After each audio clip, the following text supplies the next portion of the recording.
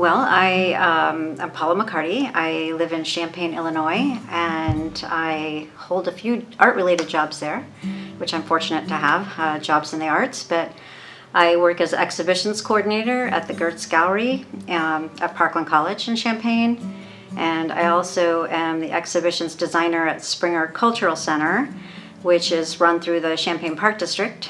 They're on Randolph Street in Champaign. And I teach painting classes for Parkland Community Ed. I received my BFA from the University of Illinois in 1999 and my master's at Cal State Long Beach in Long Beach, California in 2009. So this particular body of work started because I wanted to learn how to digitally paint. So in late 2016, needing a new phone, I purchased one with a stylus. It was just a LG phone, nothing fancy, but it did have a stylus.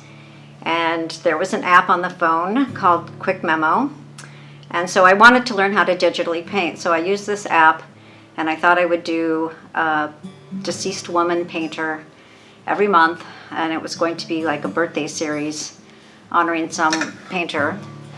And then I started doing a lot of research and found so many artists, many that I had never heard of in the history books. And then I kind of abandoned the idea of the birthdays and thought I'm just going to paint these however I feel inspired to. And I changed the name of the work or the body of the work to Women Who Painted. So they're all deceased women painters. Some are very recognizable, such as Georgia O'Keeffe or Frida Kahlo. But there are many that I had never heard of, and I'm sure the audience probably has never heard of. And so it kind of is a way of bringing attention to them and their contributions to the history of art. So the digital painting started out on my LG phone with a stylus, and that screen size is 4 inches by 2 3/4. So 20 of the 28 portraits were done on the phone on a very crude program for painting. It was called Quick Memo. It's an app, intended to write a quick memo, as the name suggests. So it doesn't have a lot of bells and whistles. You are able to change the brush size, but not the brush type.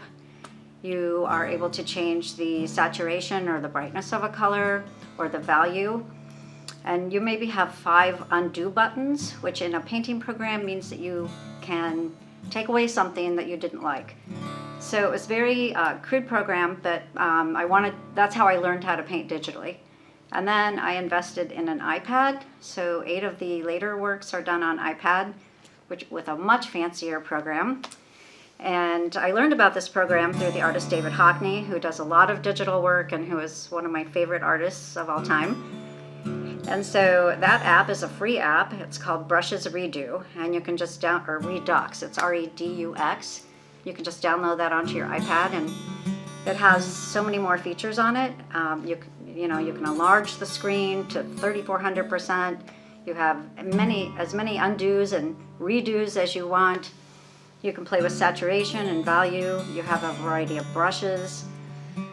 So it's a way to work. It works well with a painting practice because it lets you try out ideas without, going through a lot of paint or that type of thing. So I find it really useful in conjunction with my painting practice, not just with the portraits, but with some other bodies of work that I work on.